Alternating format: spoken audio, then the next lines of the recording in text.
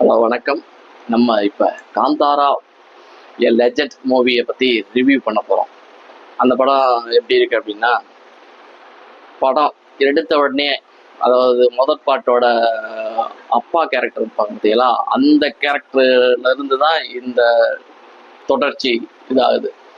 Chapter 1 அப்படின்றது அது என்னன்னா, ஓப்பனிங்கில் நீங்கள் முதல் பாட்டு பார்த்துருப்பீங்க. அந்த கதையில் வந்து அவங்க அப்பா வந்து அந்த பஞ்சுருளி அந்த இறைவன் வேஷத்தை போட்டு அந்த காட்டுக்குள்ளே ஓடுவார்.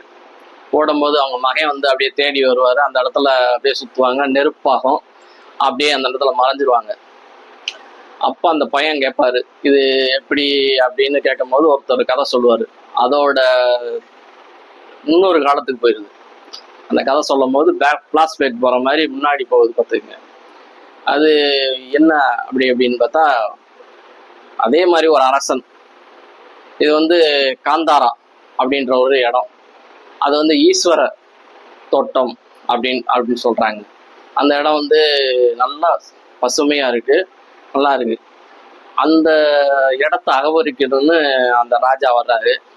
அவர் முன்னால் முடியல, இறந்து போயிடுறாரு. அதுக்கப்புறம் அவர் மகன் அரசாள்றாரு. அரசாண்டுக்கிட்டு இருக்கும்போது அவர் பெரிய ஆளாகிறாரு. அவர் தான் ஜெயராம். அந்த ஜெயராம் வந்து அந்த இடத்த பிடிச்சிடணும் அப்படின்னு நினைக்கிறாரு. அவர்னாலே முடியல, அது மகன் போய் முடிக்க போகிறாரு. அங்கே காந்தாரா சாமி பஞ்சுருளி அந்த ஹீரோ வந்து ஹீரோக்குள்ளே வந்து அவரை அழிச்சிருது. ஏற்கனவே பாட்டில் பார்த்த மாதிரி இதுலேயும் அழிஞ்சிருது. இதில் மெயினான ஒரு கேரக்டர் இருக்குது பார்த்துக்குங்க. அதை நீங்கள் படம் பார்த்து தெரிஞ்சுக்குங்க. அவங்க தான் வெளியாக இருப்பாங்க. இது நீங்கள் படம் பார்த்த போது தெரியும் உங்களுக்கு எப்படின்னு. கொஞ்சம் கொஞ்சமாக ஃபஸ்ட்டு படம் வந்து கொஞ்சம் ஸ்லோவாக தான் போகுது. அதுக்கப்புறம் செகண்ட் பார்ட்டு நல்லா விறுவிறுப்பாக போகுது. படத்தில் வந்து நல்ல ஒளிப்பதிவு நல்லா இருக்குது, சூப்பராக பண்ணியிருக்காங்க. நல்லா ஒளிப்பதிவு பண்ணியிருக்காங்க. 2 சீன் வந்து ஒரு 2 ஃபைட்டு நல்லா இருக்குது பார்த்துக்கங்க. அந்த தேரில் ஒரு ஃபைட் இருக்கும், அது நல்லாயிருக்கும். 2வது ஒரு காட்டுக்குள்ளே ஒரு ஃபைட் இருக்கும், அதுவும் சூப்பராக இருக்கும். அடுத்து கிளைமேக்ஸ் போயிட்டோம்னா, அந்த பஞ்சுருளி சாமி வந்து அந்த ஹீரோவுக்கு உடம்புல இறங்கி அதில் ஒரு ஃபைட்டு, அதுலேயே மாதிரி அந்த புத பாட்டு மாதிரி ஒரு ஃபைட் இருக்குது, அதுவும் நல்லா சூப்பராக இருக்கும்.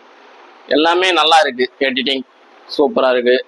ஹீரோவோட நடிப்பு சூப்பர். அதே மாதிரி ஜெயராம் நடிப்பு சூப்பரு. அந்த ருக்மணி வசந்த் அப்படின்னு ஹீரோயினி வர்றாங்க, அவங்க நடிப்பும் நல்லா இருக்குது. எல்லாமே நல்லா தான் இருக்குது. படத்தை பற்றி எந்த கோளாறும் கிடையாது. கொஞ்சம் இடஒலை வரைக்கும் கொஞ்சம் சுலவாக போகுது, இடஒலைக்கு அப்புறம் நல்லா போகுது, சூப்பராக போகுது. இந்த படம் வந்து ஹீரோவுக்கு ஒரு நல்ல ஒரு அவார்டு வர்ற மாதிரி தான் இருக்குது. ஏன்னா அந்த அளவுக்கு நல்லா நடிப்பை கொட்டியிருக்காரு, சூப்பராக நடிச்சிருக்காரு.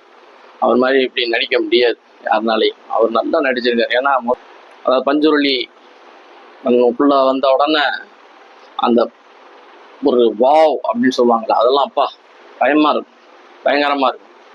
அந்த அளவுக்கு நல்ல நடிப்பு. அதே மாதிரி செட்டு சூப்பர் செட்டு போட்டிருக்காங்க.